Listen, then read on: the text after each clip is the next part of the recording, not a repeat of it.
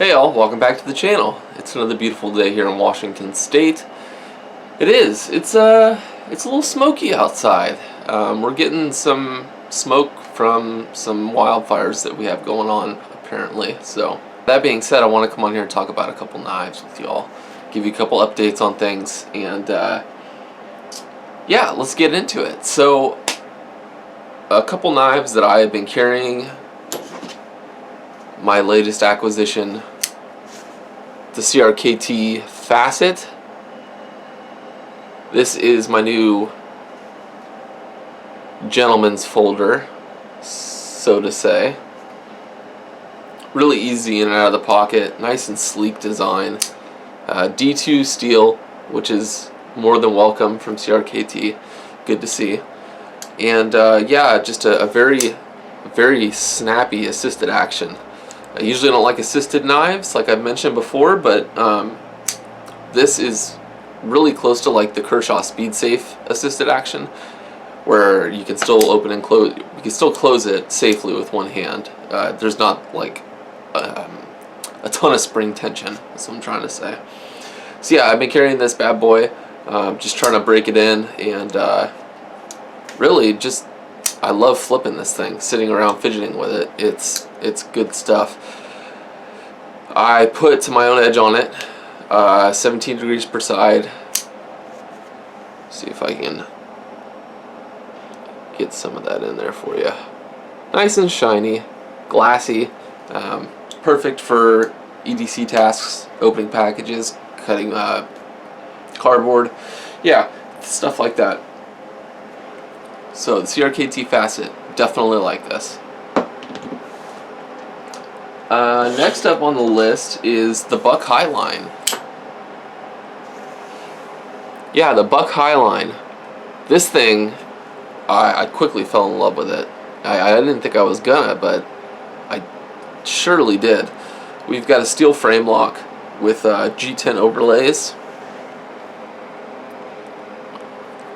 on one side, and then we have aluminum. This is actually anodized aluminum, and a G10 overlay as well. So you have a slight color difference between the two materials. Let's see if I can actually get that on camera. Just a slight difference, nothing crazy. You got this copper or bronze colored, I believe it's aluminum actually, backspacer there, and that matches up with the hardware. The hardware is, yeah, really well done. This thing, the flipping action on it is great. The D10 is tuned perfectly. We have perfect centering going on. Let's see if I can display that for you guys. Right down the middle. Hopefully you caught that. The noise this thing makes is very satisfying. See if I can get it up close to the camera for you. Whiting! It makes a nice metallic noise. I really like it. The action on this thing is, it's just gotten better the longer I've played with it, to be honest. Yeah, the closing action. I gotta be careful here because this thing likes to fall shut. Really likes to fall shut. But yeah. Great action. This thing runs on bearings. Woo! Just watch your fingers. Lockup is 100% solid.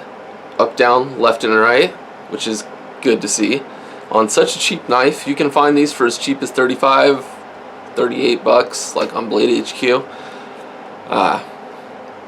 Yeah, I'm really impressed with this thing, and I really like carrying it. It's kind of fun. Big old cleaver style blade. Great for draw cuts, has not really any belly on it. All I've done to the edge is hone it. I think it's at like between 22 and 25 degrees right now, and it does okay processing cardboard and stuff like that, but there's room for improvement, so I think I'm gonna bust it down to 17 degrees per side, as I usually do, and we'll go from there. So right now it does go through cardboard pretty well. Goes through most materials really well. And the D2 seems to be holding up. I don't think I mentioned this is D2. The D2 seems to be holding up fairly well. We got a nice stone washed finish on there, guys. I like that. Downsides to this knife. It is set up for right hand tip up carry only. So if you're a lefty, you're a little bit out of luck with this bad boy. No way to reverse the pocket clip there. Carries very deep. That's why I had to throw a lanyard on there. Just something to help me pull it out of the pocket easier. So, and plus the lanyard looks good, I think. Yeah. Man, that action though. So yeah, that's the Buck Highline. Color me impressed. Alright, now on to some different knives. What I've been carrying most this summer. We're coming to the end of summer, unfortunately. Spring and summer are my favorite times of year. I make no bones about that. Fall is okay, winter sucks. That's just how I see it. So, fall is around the corner. And yeah, I figured I'd just go over what I carried this summer. Besides the two knives you just saw, I have been carrying most. This is what's got the most pocket time this summer. Para 3. Yeah. I love this knife. I love this knife. I can't say enough good things about it. Ergonomics are good. Blade steel S45 VN on this particular one. It's just a bog standard Para 3. Yeah, satin and G10, black G10, S45 VN, just your basic standard Para 3. The only things I've done to this is polished up the edge, flame bronzed all the hardware, and the pocket clip as well. Added a nice bead from Hawk Hobbies and a lanyard there. I think it looks handsome and it gets work done. I love it. Love the compression lock. Centering is dead on still after all this use this entire summer. God, no complaints. I was a little scared to use this one at first, following the detent failure of my first Para 3, but no worries about the detent. The detent is great. Yeah. Para 3, most carried this summer, easily. Right behind the Para 3, we have the Native 5. I love this knife. Probably my favorite backlock that I own. Great action. You really got to kind of flick it to get it out, but yeah, getting it back in is just simple. Yeah, I love it. This is my shorts, very, very lightweight carry knife, if that makes sense. Yeah, if I'm wearing shorts, like real lightweight shorts, like athletic shorts, something like that, this is what's going to be in my pocket 99% of the time, just because it's so lightweight. Last but not least is the Manix 2. This got quite a bit of carry this summer. You can see she's picked up some dings and some scratches along the way. It's all part of it, I suppose. Yeah. Things I want to do to this knife, I'd love to get some new scales and the titanium cage ball lock things. These right here. Focus. Yeah. Plenty of aftermarket support for the Spydercos, all three that I own.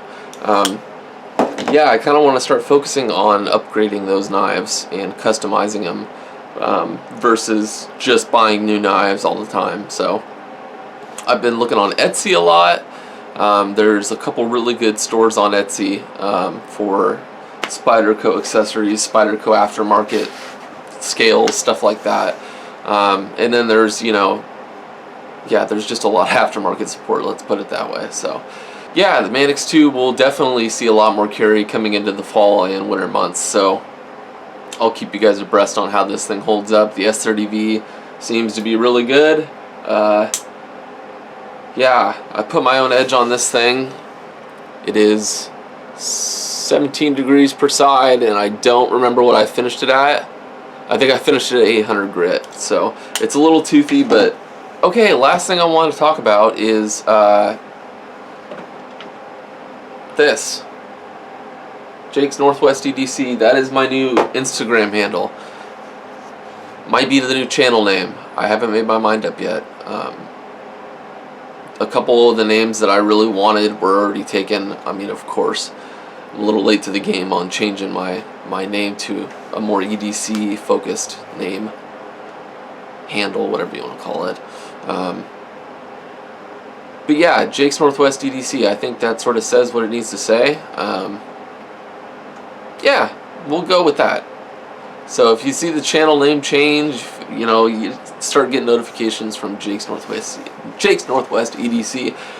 That's why. Yeah, we're sort of changing gears here on the channel, which is fine. Still gonna do some fishing here and there. The content will still be there'll still be some fishing content, but it's gonna be more focused on outdoors content now, being camping, hiking, backpacking, EDC. There's some fishing in there, and yeah, it's hopefully gonna bolster the channel. I think that's all I wanted to say, guys. Thanks for staying tuned. Thanks for tuning into this one, and yeah, I think I'm gonna do a D2 shootout between the buck and the